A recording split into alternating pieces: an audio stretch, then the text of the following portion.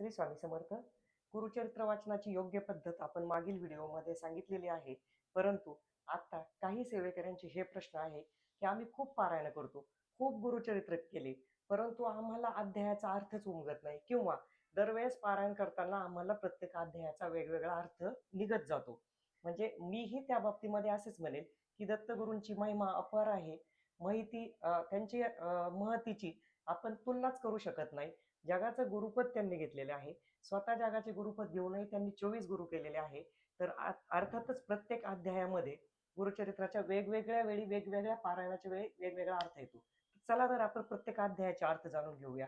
अध्याय पहिला जो केलेला आहे, तर सगळ्यात महत्वाचं म्हणजे गुरुचरित्र हा 5वा वेद आहे, प्रासादिक ग्रंथ आहे आणि ह्या ग्रंथाची अनुभूती, वेदतुल्य ग्रंथाची अनुभूती पारायण काळामध्ये साधकाला येतच असते. आणि उरला प्रश्न, गुरुचरित्र का सांगितले, कशासाठी सांगितले? जेव्हा दत्तगुरु गाणगापूरमध्ये खूप लोकांचा त्यांना त्रास व्हायला लागला, खूप सेवेकरी, खूप खूप भक्तगण वाढले, त्यावेळेस दत्तगुरूंचं अभिवचन आहे मनुष्य जातीसाठी की मी जरी आत्ता गुप्त झालो तरी ग्रंथ रूपामध्ये तुम्हाला प्रासादिक स्वरूपामध्ये तुमच्यामध्ये मी राहणार आणि जो कोणी या ग्रंथाचं भक्तिपूर्वक वाचन करेल तर त्याच्या मी मनोकामना पूर्ण करेल, त्याच्या घरामध्ये लक्ष्मी राहील आणि त्याच्या सर्व मनोकामना पूर्ण होऊन सुख शांती लाभेल. तर गुरुचरित्र वाचताना सिद्ध ना आपण प्रत्येक अध्यायाच्या शेवटी नामधारक विनवी किंवा नामधारक दत्तगुरूंना प्रश्न विचारतात आणि नामधारक म्हणतात की जसं वासरासाठी गाय वासरू शोधत येत असते, तसेच गुरु आपल्या आयुष्यामध्ये आपल्याकडे शोधत येत असतात. तर नामधारकाला प्रत्येक अध्याय जेव्हा दत्तगुरू सांगत होते, तर त्यावेळेस पहिला अध्याय जेव्हा सांगितलाय, तर त्यावेळेस पहिल्या अध्यायामध्ये आपल्या गुरुची उपासना, आपल्या पूर्वजांसाठी म्हणजे अध्याय ग्रंथाचं व्यवस्थितपणे लिखाण व्हावं, ग्रंथ निर्विघ्नपणे ग्रंथाचं लिखाण होऊन मनुष्य जातीसाठी खुला व्हावा, यासाठी निर्विघ्नपणे पार पाडण्यासाठी देवदेवतांचे स्मरण, आपल्या गुरुचे स्मरण, आपल्या मातापित्याचे स्मरण, पूर्वजांचे स्मरण, अर्थातच गणपती, सरस्वती, सर्व देवतांचे स्मरण करून त्या अध्यायामध्ये देवतांना विनंती केलेली आहे. आणि पहिल्या अध्यायामध्ये हे सगळं आपल्याला वाचण्याच्या वेळेस तशा तशा ओव्यांचा अर्थही येतो. दुसऱ्या अध्यायामध्ये गुरु शिष्य परंपरेचा आपण म्हणतो गुरुचरित्राचा बीज अध्याय आहे दुसरा अध्याय. त्यामध्ये गुरु शिष्य कसे असावे, अर्थातच अगस्त्य ऋषींच्या आश्रमामध्ये वेगवेगळे ऋषी तपश्चर्या करायचे आणि त्यावेळेस वेदधर्म मुनींचा शिष्य अनेक शिष्य तिथे अध्ययन करायचे, पठन करायचे. त्यापैकीच दीपक हा शिष्य एक होता, जो गुरूंच्या प्रती खूप त्याचा आदर होता आणि गुरु वाक्य मज काम देणो याप्रमाणे गुरूंनी जे जे सांगितलं ते ते दीपक ऐकत असायचा. आणि असंच गुरूंनी ठरवलं शिष्यांची परीक्षा घ्यायची आणि त्यावेळेस गुरूंनी शिष्यांना विचारलं की माझ्या मनुष्य देहाचे जे कर्मभोग आहे ते मला या जन्मामध्ये पूर्ण करावेच लागणार, कारण पूर्वजन्मीचे कर्मभोग पूर्ण केल्याशिवाय आपल्याला मोक्ष मिळत नाही, मुक्ती मिळत नाही.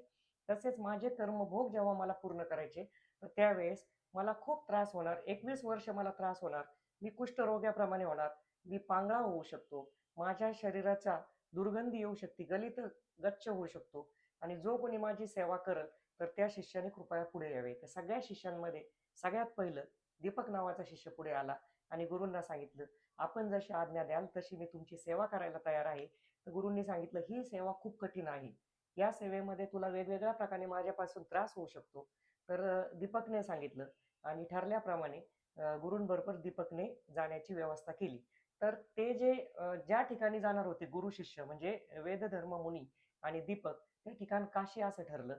काशीच्या मनकर्णिका घाटाच्या उत्तरेला ते गेले आणि तिथं जसे जसे गुरूंनी दीपकची परीक्षा पाहण्याची सुरुवात केली तर गुरु चिडचिड करायचे, गुरूंची वेगवेगळ्या प्रकारे सेवा करावी लागायची. हे सगळं पाहून विष्णूंनी म्हणजे गुरुच्या प्रती शिष्याचा आदर पाहून भगवान शंकरांनी ठरवलं की या शिष्याप्रती आपण प्रसन्न होऊन काहीतरी या शिष्याला वर द्यावं आणि त्यांनी दीपकला सांगितलं वर माग. त्यावेळेस दीपकने सांगितलं गुरु आज्ञेशिवाय मी कुठलाही वर मागू शकत नाही. त्यानंतर शंकराने ही गोष्ट भगवान विष्णूंना सांगितली. भगवान विष्णूंनीही दीपक समोर जाऊन विचारलं की मला तुला काहीतरी द्यायचंय, वर माग. त्यावेळेस दीपकने सांगितलं की मला तर वर मागण्याचा अधिकार नाही आणि तुम्हाला जर मला काय द्यायचंय तर माझ्या गुरुचा त्रास कमी होऊ द्या, माझी गुरुभक्ती अजून दृढ होऊ द्या आणि आमचं गुरु शिष्याचं नातं गुरूंच्या प्रती मला अजून सकारात्मक सेवा करून घ्या. आणि हे सगळं भगवान विष्णूंनी जे परीक्षा घेतली आणि मागितलं ते जेव्हा वेदधर्म मुनींना सांगितलं दीपकांनी, तर वेदधर्म मुनींनी आशीर्वाद दिला दीपकला. 21 वर्ष वगैरे हे हे मी फक्त तुझी परीक्षा पाहण्यासाठी बोललो आणि आता तू एक उत्तम शिष्याच्या याच्यामध्ये एक सर्वोच्च स्थानावर गेला. तुला वाचासिद्धी प्राप्त होईल आणि तू जो बोलशील ते खरं होईल. म्हणजे याप्रमाणे गुरुचरित्राच्या पहिल्या आणि दुसऱ्या अध्यायामध्ये सविस्तर वर्णन आहे. 2 अध्यायापर्यंतचे जे अर्थ सांगितलेले, कारण बऱ्याच वेळा गुरुचरित्र वाचताना बऱ्याच जणांना वाटतं अवघड आहे. आम्हाला गुरुचरित्र वाचायचं पण आम्हाला अर्थच कळत नाही. म्हणून ह्या अर्थपूर्ण गुरुचरित्राने जसं पहिला मराठीमध्ये अध्याय अर्थ सांगितलाय, नंतर संस्कृतमध्ये वाचन आहे. तर आता तिसऱ्या अध्यायाकडे येऊ आपण. तर तिसरा अध्याय अंबरीश राजा आणि दुर्वास ऋषींचा आहे. की अंबरीश राजा खूप व्रतवैकल्य करत असताना द्वादशीचं व्रत होतं अंबरीश राजाचं. त्यावेळेस दुर्वास ऋषी त्यांच्याकडं अतिथी म्हणून येतात आणि आपली संस्कृती सांगते अतिथी देवो भव. त्याचप्रमाणे दुर्वास ऋषी त्यांचं पाद्यपूजन करून पाय धुण्याला पाणी वगैरे देऊन अंबरीश ऋषी दुर्वासांना सांगतात की तुमचं पूर्ण पूजापाठ आणि सगळं होऊन तुम्ही द्वादशीचं व्रत सोडण्यासाठी वेळेत या. कारण ती जी द्वादशी होती ती सूर्योदयानंतर एका घटकेच्या आतच व्रत पूर्ण करायचं होतं, उपवास सोडायचा होता. म्हणून अंबरीशांना ही भीती होती की या वेळेचं व्रत माझं व्यवस्थित पार पडेल का. मग ते दुर्वास ऋषींना जेव्हा सांगतात अनुष्ठान उरकून लवकर या, म्हणजे त्यांचं स्नान वगैरे नदीवर करून, आणि अंबरीश स्वतःही जातात आपलं स्नान वगैरे करून येतात.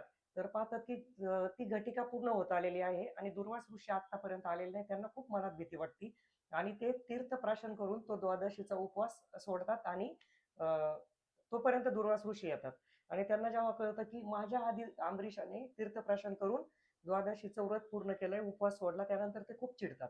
आणि दुर्वास ऋषींचा राग आपल्या सर्वांना ज्ञातच आहे की ते खूप कोपिष्ट, म्हणजे राग खूप लवकर यायचा त्यांना. आणि ते राग आल्यानंतर त्यांनी, ऋषीचा शाप खूप वाईट असतो आणि त्यांनी हातामध्ये पाणी घेतलं आणि अंबरीश राजाला शाप देण्यासाठी ते पाणी जेव्हा घेतलं त्यावेळेस अंबरीशाने नारायणाचं आपल्या मनामध्ये विष्णूंचं स्मरण केलं. कारण विष्णू त्यांचे गुरु होते आणि गुरूंचं स्मरण करून की मला यापासून वाचवा. कारण ऋषींच्या शापापासून पूर्वजही आपले सांगतात की कोणीच वाचलेलं नाही आतापर्यंत. मग ऋषींनी शाप देण्यासाठी जेव्हा हातात पाणी घेतलं त्यावेळेस त्यांनी विष्णूचं स्मरण केल्यानंतर इकडून दुर्वास ऋषी सांगतात की तुला प्रत्येक योनीमध्ये जन्म घेऊन याची फेड करावी लागेल. तर त्यावेळेस ते विष्णूंचं स्मरण करतात तेव्हा नारायण अंबरीश ऋषींना सांगतात की माझ्या शिष्यासाठी मला इथं येणं भागच आहे आणि जो काय शाप द्यायचा तो मला द्या. आणि अंबरीशाला दिलेला शाप स्वतः नारायण आपल्या स्वतःवर घेतात. आणि आपल्याला माहिती आहे की महाभारतामध्ये विष्णूंच्या दशावताराची कथा आहे. प्रत्येक अवतार विष्णूंनी जो घेतलेला आहे तर तो फक्त अंबरीशाला, आपल्या शिष्याला वाचवण्यासाठी तो घेतलेला आहे. आणि म्हणून या अध्यायाचा बोध असा आहे की देव जर कोपला तर गुरु वाचू शकतात, पण गुरु जर कोपला तर देवही वाचू शकत नाही. आणि जेव्हा आपल्या शिष्यावर कुठलं संकट येतं तर त्यावेळेस गुरु स्वतःवर ते आपलं समजून संकट घेत असतात. म्हणून आयुष्यामध्ये गुरु खूप महत्वाचा असतो. या अध्यायाचा हा बोध आहे. चौथा अध्याय गुरुचरित्रामधला अतिशय महत्वाचा अध्याय आहे. कारण चौथ्या अध्यायामध्ये श्री गुरुदेव दत्तांचा जन्म झालेला आहे त्याबद्दलची एक अर्थाची, म्हणजे चौथ्या अध्यायाचा एक सारांश असा आहे की अत्रि ऋषी, ब्रह्मदेवाने आपल्या मनापासून 7 मानसपुत्र तयार केले. त्यापैकी आपल्याला सगळे जरी माहिती नसेल तर वसिष्ठ ऋषी माहिती आहे, आपल्याला अत्रि ऋषी माहिती आहे. अत्रि ऋषी म्हणजे यांचं 7 अवतारापैकी महत्वाचं स्थान आहे. अत्रि ऋषींची भार्या अनसूया माता आणि अत्रि ऋषी. अनसूया माता, त्यांचं सौंदर्य इतकं सुंदर होतं की त्यांच्यासाठी वारा सुद्धा मंद मंद व्हायचा. त्यांची पतिव्रता म्हणजे इतकी त्यांची पतिव्रता व्रत इतकं त्यांचं ताकदवान होतं की त्याला देवही हरू शकत नव्हते.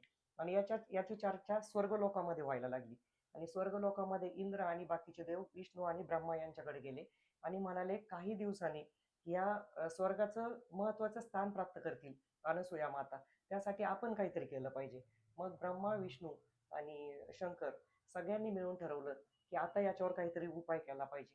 मग त्यांनी ठरवलं की आपणच अतिथी, म्हणजे अत्रि ऋषींच्या आश्रमामध्ये अतिथीला खूप महत्व दिलं जायचं. कसाही अतिथी येऊ द्या, भोजनाविना त्या आश्रमातून परत जात नसे.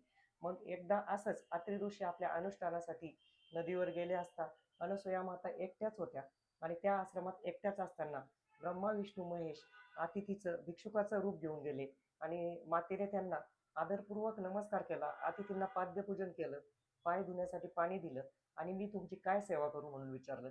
त्यांनी असं सांगितलं की आम्ही असं ऐकलंय की तुमच्या आश्रमामधून अतिथी भोजनाविना परत जात नाही. तर मातेने विचारलं की तुम्हाला काय भोजन करायचं? आम्हाला नक्कीच भोजन करायचं.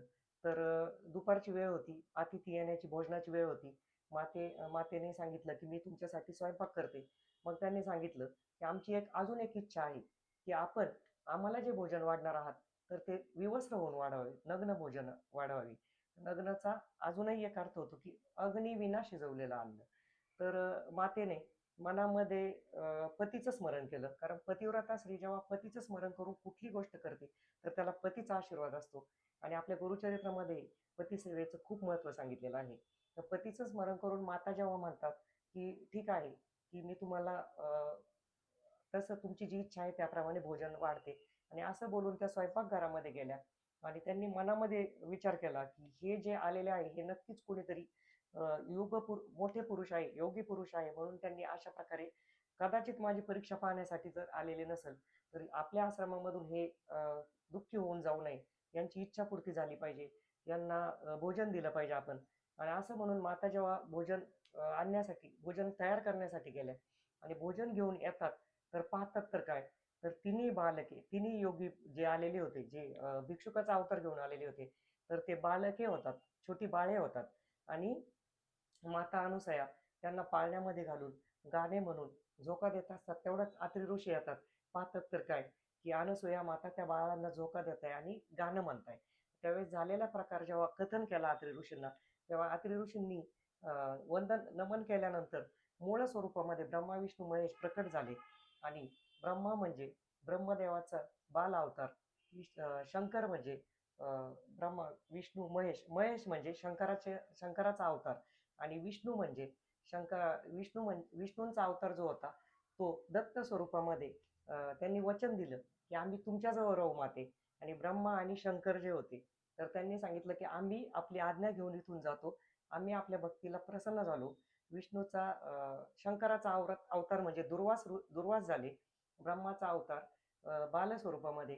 आणि त्यांनी सांगितले की आम्ही इथून जरी जातो तर स्वर्गामधून चंद्र रूपाने तुम्हाला आम्ही आशीर्वाद देत राहू, आणि विष्णू रूपाचे जे दत्त आहे ते दत्त स्वरूप तुमच्याजवळ आम्ही नेहमी राहू. म्हणूनच म्हणतात की अत्री ऋषी आणि अनसुया हे दत्त महाराजांचे आई आणि वडील. अत्री सुताय विद्मय अनसुया सुताय धीमही तन्नो दत्त प्रचोदयात, हा मंत्र आपण जो म्हणतो तर तिथं अत्री ऋषी आणि अनसुया मातेचा उल्लेख येतो. आणि दत्त स्वरूपामध्ये आपल्या सर्वांसाठी आशीर्वाद देण्यासाठी अनसुया मातेच्या पोटी जे बालक होऊन झालेले आहे तर त्या दत्त रूपाची आपण पूजा करतो. आणि जेव्हा बाळके झाली तर तोच दत्त जयंतीचा उत्सव आपण जो करतो मार्गशीर्ष मधल्या पौर्णिमेला, तोच तो दिवस असतो जिथे दत्त महाराजांचा अशा स्वरूपामध्ये जन्म झाला. म्हणून चौथ्या अध्यायाचं एक वेगळं अनन्यसाधारण महत्व आहे जिथं दत्त जन्म झाला. पुलत्स्य ब्राह्मणाची पत्नी कैकई ही शंकराची खूप मोठी भक्त होती. शंकराची खूप पूजा करायची, नेहमी लिंगपूजा करत असे. आणि एक दिवस लिंगपूजा करताना कैकईचा पुत्र पुलत्स्य आणि कैकईचा पुत्र अर्थातच रावण, महाबली रावणाने पाहिलं आपली पत्नी मातृका लिंग म्हणजे मातीच्या लिंगाची पूजा करत आहे. तेव्हा रावणाने मातेला विचारलं आपण काय करत आहात. तर मातेने सांगितलं की मी नित्य नियमाने शंकराची पूजा करते आणि त्याने मला समाधान लाभतं. त्यावेळेस रावणाने सांगितलं की तू माझी आई आहे आणि तू मातीची लिंगाची पूजा करावा आणि ह्यानी कैलास पद मिळतं असं जर तुझं म्हणणं आहे तर साक्षात कैलासच शंकर पार्वतीसह मी इथे तुझ्या समोर घेऊन येतो, अशी प्रतिज्ञा करून महाबळी रावण निघाले. आणि कैलासाजवळ गेल्यानंतर पांढऱ्या शुभ्र कैलासापर्यंत पोहोचल्यानंतर महाबली रावणाने आपले 20 हात आणि दशशिरांचा जोर लावून कैलास हलवण्याचा प्रयत्न केला. माता पार्वती घाबरल्या आणि शंकराला विचारलं कैलासाला हादरे का बसत आहे. त्यावेळेस भगवान सांगतात की रावण माझा भक्त भक्तीचे खेळ खेळत आहे, तर त्यावेळेस आपल्या भक्तगणांचे आपल्या सर्व गणांचे रक्षण करावे, आपण काहीतरी करावे अशी पार्वती मातेने विनंती केली असता आपल्या भगवान शंकराने कैलासाला खांद्याने जोर दिल्यानंतर रावणाचे 10 शिरे आणि 20 हात आणि 10 शिरे त्या कैलासाखाली आणि जमिनीमध्ये अडकल्यानंतर रावण याचना करू लागले की मला वाचवा म्हणून. त्यावेळेस शंकर सांगतात की तुझी इच्छा काय, तर माझ्या मातेसाठी मला कैलास पर्वत आणि तुम्हासहित कैलास पर्वत तिकडे आईकडे न्यायचंय, अशी विनंती केली असता भगवान शंकर, आपल्या सर्वांना माहिती आहे भोळं दैवत आहे, थोडी जरी भक्ती केली तर ते आपल्याला पावतात. आणि त्यावेळेस भगवान शंकर म्हणतात, अरे कैलास पर्वत आणि मीच काय, तुला जर तुला जर कैलास पर्वत आणि मी पाहिजे तर मी साक्षात तुला आत्मलिंग देतो, ज्याची जर तू 3 वर्ष अखंड भक्ती केली, पूजा केली, तर तुलाच ईश्वराचं पद प्राप्त होईल. पण एक अट आहे, तर तुझ्या घरी जाऊपर्यंत, तुझ्या नगरीत जाऊपर्यंत तू हे लिंग जमिनीवर ठेवायचं नाही. आणि हो म्हणून महाबली रावण तिथून निघतात. आणि ज्यावेळेस महर्षी नारदांना ही गोष्ट कळते, तर त्यांना मोठं टेन्शन येतं, की आता कैलासपद जाणार, म्हणजे कैलासपद आणि ईश्वरासमोर रावण होणार आणि त्यांनी त्याचे तोटेही होऊ शकतात. तर ते इंद्राकडे जातात आणि इंद्राला घडलेला प्रकार सांगतात. इंद्र ही चिंतित होऊन ब्रह्माकडे जातात आणि ब्रह्माला घडलेला प्रकार सांगतात. आणि इंद्र आणि ब्रह्म मिळून वैकुंठामध्ये विष्णूकडे जातात आणि यावर काहीतरी केलं पाहिजे, कारण यामधून हाहाकार माजणार, यामधून काहीतरी तोटा होणार आणि आपल्या संपूर्ण देवासहित मनुष्य जातीला यामधून भीती होऊ शकते. महाबली रावणाला जर ईश्वरपद झालं तर याला काय करायचं उपाय. तर नारद आणि ब्रह्मा, विष्णू आणि विष्णू मिळून महेश्वराकडे जातात आणि होणाऱ्या तोट्याची तुलना त्यांना परिस्थितीचं गांभीर्य समजून सांगतात आणि यावर उपाय काय करायचा. तर त्यावर उपाय असा ठरतो की आता काहीतरी विघ्न यामध्ये आलं पाहिजे आणि जेणेकरून हे आत्मलिंग जे शंकराने महाबळी रावणाला दिलं, तर हे आपण थांबवलं पाहिजे. मग सर्व मिळून गणेशाकडे जातात. आपल्या सगळ्यांना माहिती आहे गणेश म्हणजे विघ्नहर्ता आणि गणेशच विघ्न यामध्ये आणू शकतात. आणि गणेशाला सांगतात की सगळेजण मिळून, रावणाने नेहमीच सर्व देवांनी रावणाने तुझी उपेक्षाच केलेली आहे आणि आता हाच मोका आहे की रावणाला दाखवून देण्याचा. आणि गणेशाला बटुकाचं रूप घ्यायला सांगतात. आणि आणि सगळेजण सांगतात की संध्या रावणाची जी संध्या असते, म्हणजे संध्या भक्ती, तर त्यावेळेस स्नानानंतर जी भक्ती असते, तर ती वेळ कधीच रावणाची चुकत नसते. तीच योग्य वेळ आहे की तिथंच आपण रावणाला थांबू शकतो आणि लिंग रावणाच्या हातातून आपण घेऊ शकतो. मग त्यावेळेस सगळेजण बटुकाचं रूप घेऊन गणेश शेजारी समिधा तोडण्याचं नाटक करतात आणि रावणाचं लक्ष वेधून घेतात. आणि संध्या भक्तीची ज्यावेळेस वेळ येते की संध्या समय म्हणजे स्नानाची वेळ येते, तर संध्या स्नानाच्या वेळेस रावण बटुक वेशामधल्या गणेशाला विनंती करतात की माझी संध्या भक्तीची वेळ झालेली आहे आणि मला आता हे लिंग जमिनीवर ठेवायचं नाही, तर तू तू हे घेऊ शकतो का. मी घेऊ शकतो, पण मी 3 वेळा, हे लिंग जड आहे गणेश म्हणतात, आणि 3 वेळा मी आवाज देईन, तोपर्यंत जर तुम्ही आले नाही तर हे लिंग मी जमिनीवर ठेवन. तर आपल्या संध्या भक्तीमध्ये, संध्या स्नानामध्ये रावण मग्न असताना 3 वेळेचा आवाज त्यांना ऐकू जात नाही आणि ठरल्याप्रमाणे गणेश ते लिंग जमिनीवर ठेवतात आणि रावण येताना पाहतात आणि ते लिंग रावण ओढण्याचा प्रयत्न करतात. तर त्याचा आकार गायीच्या कानासारखा होतो आणि तेच गोकर्ण लिंग तिथंच जिथं ठेवलेलं आहे, जिथं स्थापन झालं, तर तेच गोकर्ण क्षेत्र सध्याचं महाबळेश्वर. कारण महाबली रावणाला हरवून ज्या ज्या लिंगाचं तिथं निर्मिती झाली, तर आणि गायीच्या कानाप्रमाणे आपण जे म्हणतो की ते गोकर्ण जो आकार झालेला आहे, तर त्या लिंगाला महाबळेश्वर आणि गोकर्ण महाबळेश्वर असं असं नाव पडलं. आणि ते स्वयंभू अर्थात शंकराचं प्राणलिंग तिथं स्थापन झालेलं आहे. अतिशय पॉवरफुल, म्हणजे अतिशय जागृत आपण म्हणू त्याला, ते शिवलिंग आहे. तेच आत्ता आपण जे दर्शन घेतो ते गोकर्ण महाबळेश्वर. 7व्या अध्यायामध्ये इक्ष्वाकू वंशामध्ये जन्मलेला मित्रासह राजा एकदा अरण्यामध्ये शिकारीसाठी जात असताना चुकून त्या राजाची एका राक्षसाची हत्या होती. आणि राक्षसाच्या हत्येमुळं त्या राक्षसाचा भाऊ चिडतो आणि बदला घेण्याचं ठरवतो आणि राजाच्या पाकगृहामध्ये एक मानवी अवतार घेऊन नरमास त्या पाकगृहामध्ये शिजवून, ज्या दिवशी राजाकडे ऋषींची जेवणाची पंगत असते त्या ऋषींना नरमास वाढण्यात येतं. आणि हे झालेला प्रकार वसिष्ठ ऋषींच्या लक्षात येतो की आपल्याला चुकून राजाच्या पाकगृहामधून आपल्याकडं नरमास भक्षण करण्यात आला आणि वसिष्ठ ऋषी चिडून त्या राजाला शाप देतात की तू 12 वर्ष ब्रह्मराक्षस होशील. त्याच वेळेस राजा ही त्यांना शाप देण्यासाठी हातामध्ये पाणी घेतात, पण मदयंती राणी त्यांना त्यापासून थांबवते आणि तेच पाणी राजा आपल्या स्वतःच्या पायावर टाकून घेतात. म्हणून त्या राजाला कल्मषपाद असं नाव पडतं. आणि वसिष्ठ ऋषींच्या शापाप्रमाणे अरण्यामध्ये ब्रह्मराक्षसाला 12 वर्ष राहण्याची वेळ येते. आणि ब्रह्मराक्षस झाल्यामुळे अर्थातच माणसांना मारून खाण्याचा प्रकार चालू असतो. तर असेच एक ब्राह्मण जोडपं तिथून जात असताना ब्राह्मण स्त्री तिच्या पतीला मारू नये म्हणून खूप विनंती करते राजाला. पण राजा ऐकत नाही. सॉरी, ब्रह्मराक्षसाला, जो पूर्वीचा राजा होता. पण ब्रह्मराक्षसाने तिच्या पतीचा वध केल्यानंतर ती स्त्री त्या ब्रह्मराक्षसाला शाप देते, की तू जरी 12 वर्ष या शापातून मुक्त होशील, ब्रह्मराक्षस जेव्हा राजा होशील, तेव्हा तू मदयंती या तुझ्या राणीबरोबर भोग बघू शकणार नाही. त्या ब्रह्मराक्षसाला प्रचंड दुःख होतो आणि शापमुक्त 12 वर्ष झाल्यानंतर जेव्हा खरंच मदयंती राणीजवळ गेल्यानंतर भोग बघू शकत नाही, राजा खूप दुःखी होतो. त्यासाठी अनेक तीर्थयात्रा करून, अनेक यज्ञ याग करून, परमेश्वराची आराधना करूनही काहीच उपयोग होत नाही आणि मिथिला नगरीच्या बाहेर दुःखी मनाने, दुःखी अंतकरणाने राजा बसलेला असताना गौतम ऋषींची भेट राजाला होती आणि गौतम ऋषींना राजा विचारतो, की या शापामधून मी मुक्त कसा होऊ? त्यावेळेस गौतम ऋषी सांगतात, की याला एकच पर्याय, तू गोकर्ण या क्षेत्री जा आणि भगवान शंकराचं एक आस्थेने दर्शन घे. तर असं सांगितल्यानंतर राजा म्हणतात, की इतकं सगळं करून जर मला यातून उपयोग झाला नाही, तर तुमच्या बोलण्यावर मी विश्वास कसा ठेवू? किंवा असा काही दाखला आहे का याआधी गोकर्ण नक्षत्राला असं शापामधून कोणीतरी मुक्त झालंय आणि त्याचं जीवन चांगलं झालंय? त्यावेळेस गौतम ऋषी एक कथा सांगतात, की एक कुष्ठ रोगाने कुडकुडत चालणारी स्त्री मी पाहिली. पण त्या स्त्रीला शिवलोकामधून 4 दूत विमानामध्ये नेण्यामध्ये येतात आणि मी त्या शिवदूतांना विचारतो, की असं काय झालंय, की या स्त्रीला तुम्ही घेऊन चालले? त्यावेळेस सांगतात, की भगवान शंकराची आम्हाला आज्ञा आहे आणि आम्ही त्या आज्ञेप्रमाणे हिला विमानात घेऊन चाललो. तर मग असं का? तर त्यावेळेस ते दूत सांगायला सुरुवात करतात, की ही स्त्री जी तुम्हाला आज कुष्ठरोगी दिसते, तर ही पूर्वजन्मीची सौदामिनी आहे. अतिशय सौंदर्यवती एक ब्राह्मण कुळामध्ये जन्मलेली स्त्री.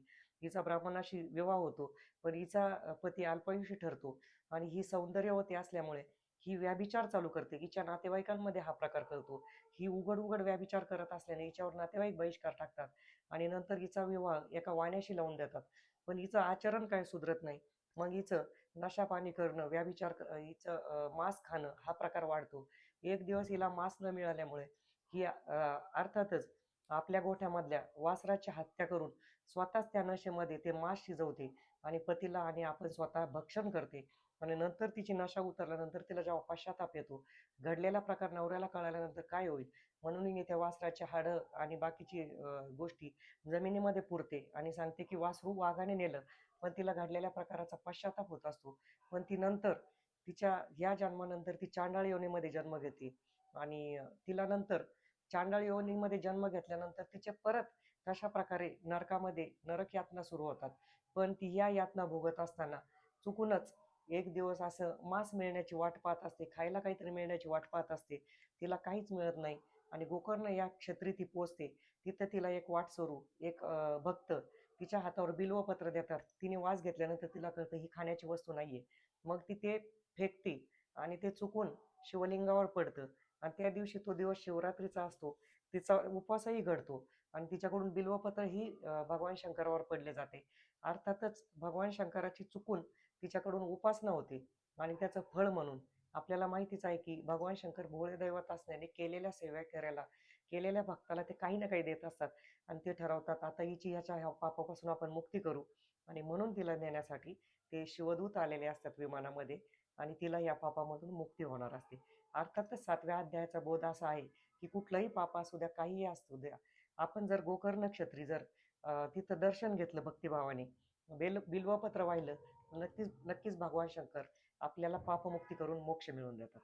8व्या अध्यायामध्ये कुरवपूर येथे एक ब्राह्मण राहत होता आणि ब्राह्मणाच्या पत्नीचं नाव अंबिका असे होते. पण अंबिकाच्या पूर्वकर्मानुसार तिला अनेक पुत्र झाले, पण पुत्र झाल्याबरोबर मरण पावत असे. परंतु एक पुत्र तिचा जगला आणि जो पुत्र जगला तोही मंदबुद्धी, मतिहीन होता. त्यामुळे त्याची सर्वजण जसा जसा तो मोठा होऊ लागला, तशी त्याची समाजात गावात निंदा व्हायला लागली. ब्राह्मणाच्या पोटी जन्म घेऊन त्याला वेदशास्त्र काहीच येत नव्हतं. ब्राह्मणानेही प्रयत्न केला त्याला खूप शिकवायचा, पण त्याच्या डोक्यात बसत नव्हतं, त्याला येत नव्हतं. यामुळे अंबिका आणि ब्राह्मण नेहमीच दुःखी असायचे. तो जसा जसा मोठा होऊ लागला तसा ब्राह्मण स्वतःच्या पोटच्या मुलाचा द्वेष करू लागला. अंबिकाने समजवायचा प्रयत्न केला, की ईश्वरी सत्तेपुढे चालत नाही, जसा आहे तो आपला मुलगा आहे. पण ब्राह्मण ऐकेच ना आणि ब्राह्मणाचा अशातच देहावसान, ब्राह्मणाचा मृत्यू झाला. त्यानंतर अंबिका अधिकच दुःखी झाली आणि मुलगा म्हणू लागला, आई मी तुझा पुत्र असून मी तुला पोसू शकत नाही. मला आयुष्य नको नको वाटतं, तर मी माझं आयुष्य संपवतो, मी आत्महत्या करतो.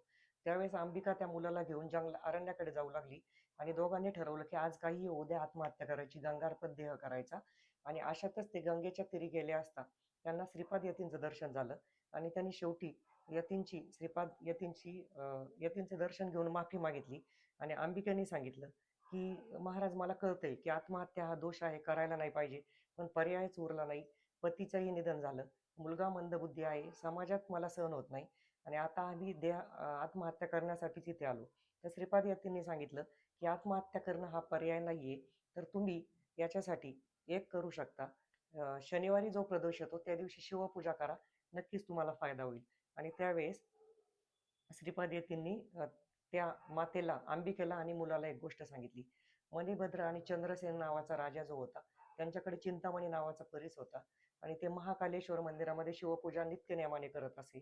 तर ही पूजा एकदा गवळ्यांच्या मुलांच्या दर्शनात पडली, आणि गवळ्यांच्या मुलांनी दगडाचं शिवलिंग तयार करून तिथे पूजा करत असताना संध्याकाळची वेळ झाली, आणि मुलं घरी जात असताना एक मुलाला न्यायला त्याची आई आली, जो की मुलगा तिथून जात नव्हता. तो शनिवारचा प्रदोष समय होता, आणि त्या मुलाला मारून त्या आईने नेलं.